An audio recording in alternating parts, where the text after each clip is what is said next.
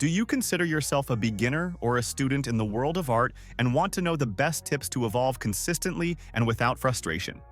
In this video, I'm going to share with you the most effective strategies that every beginner artist needs to know. You'll discover valuable tips that will transform your artistic journey.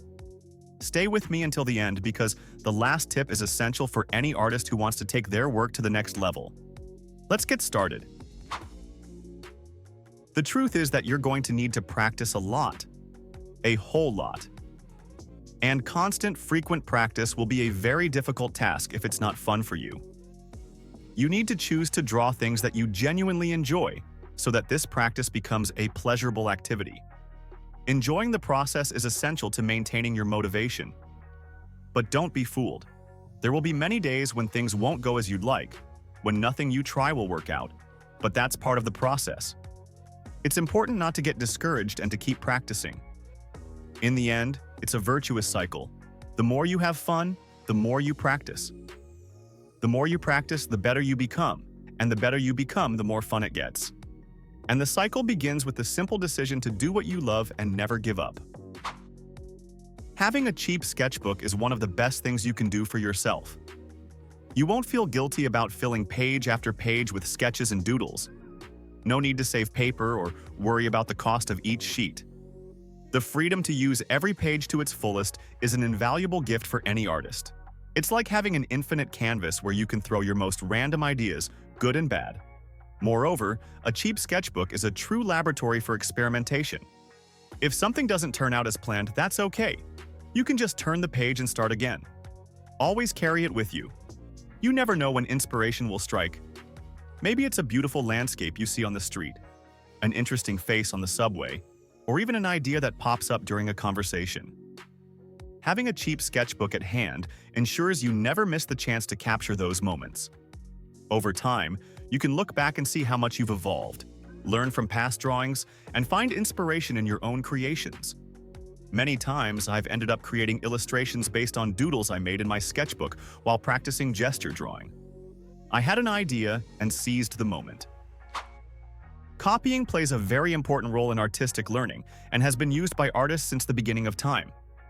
It's the best way to expand your visual library. Repeat after me, please. Using references is not cheating. By using other artists as references, you study their decisions in certain situations, absorb their techniques, and see what works for you or not. If your reference is something from the real world, it's a great opportunity to understand how you interpret that object or scene you're observing and trying to replicate, and also how your visual library influences that interpretation.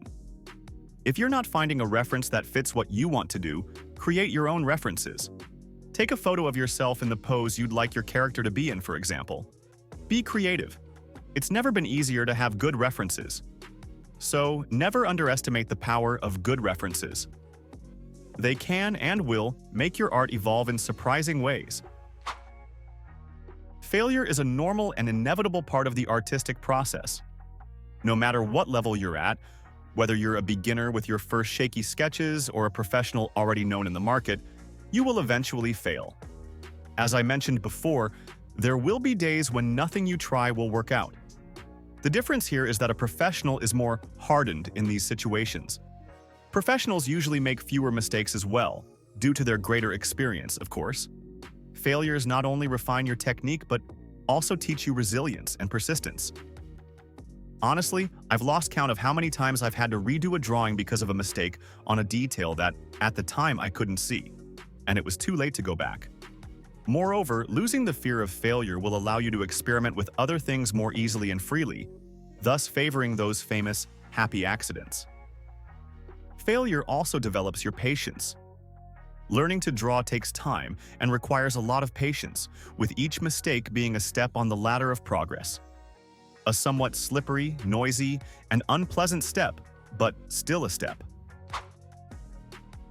Expensive tools and materials may seem crucial to the quality of your work, but this couldn't be further from the truth. Great artists like Leonardo da Vinci and Michelangelo created timeless masterpieces with simple tools, showing that true art comes from the artist's skill, not the value of the materials. And you don't even need to go that far. Just do a quick search on YouTube, and you'll find several artists doing student grade versus professional grade materials tests, where you'll see that good artists can achieve very similar results with both types of materials.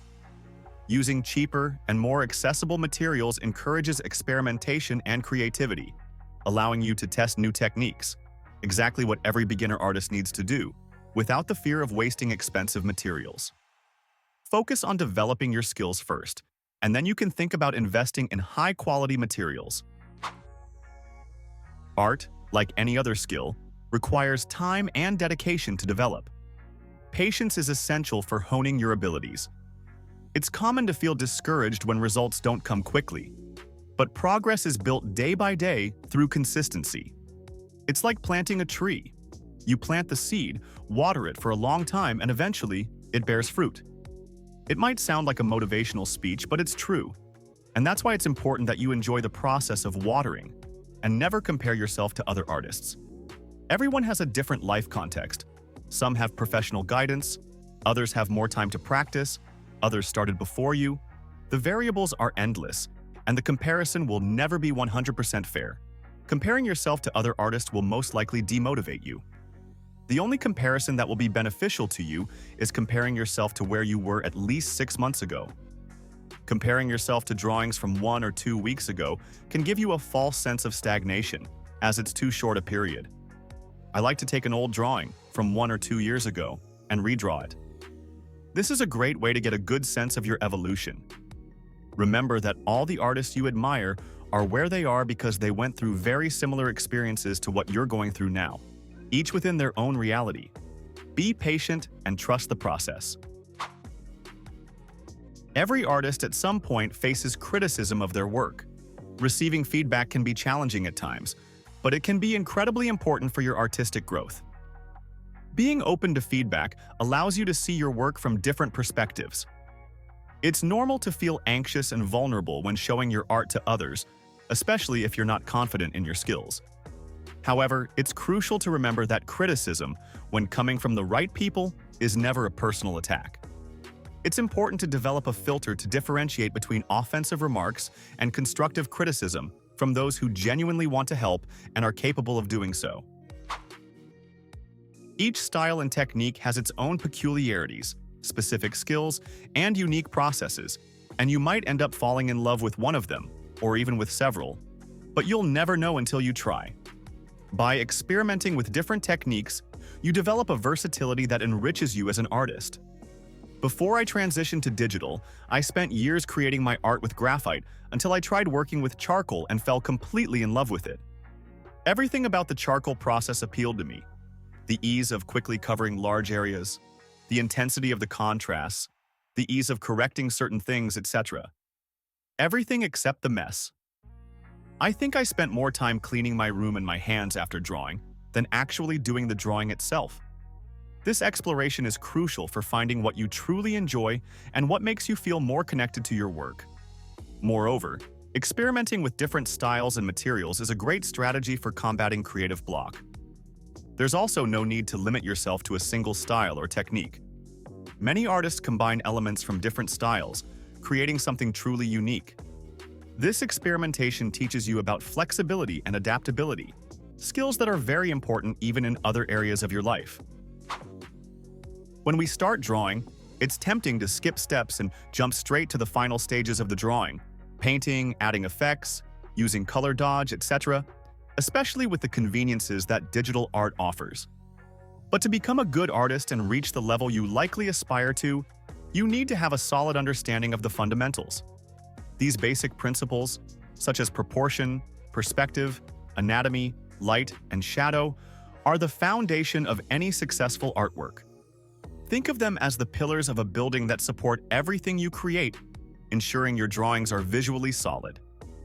And studying the fundamentals isn't just for beginners. All great artists revisit and reinforce these concepts throughout their careers. They know that a solid foundation allows their art to continually evolve. So, dedicate time to studying and mastering the fundamentals of drawing. Daily practice will lead to consistent improvement. You don't need to draw every day to get better, but doing so will definitely speed up the rate at which you evolve. Of course, this assumes that in both cases you're studying correctly. To develop any skill, you need good frequency, and the higher the frequency, the better. It's much more beneficial to study for 1 hour every day than to accumulate those hours and study for 7 hours on a Saturday, for example. Drawing every day will also make the act of drawing eventually become a habit, and that's the best thing that can happen, especially in the beginning. In my last video, I talked specifically about how to make drawing a daily habit. I recommend you check it out if you feel like you could be drawing more frequently. So, to accelerate your progress, try to draw every day, even if only for a few minutes. If you enjoyed this video and want to take your drawing skills to the next level, I have a special recommendation for you. In the links in the description, you will find amazing courses that have been carefully selected to help you improve your techniques and expand your creativity. Additionally, by purchasing any of these courses, you will be directly supporting the channel, allowing me to continue creating quality content for you. Don't miss this opportunity to invest in yourself and your artistic talent. Click the links now and start transforming your drawings. Thank you for watching, and I see you in the next video.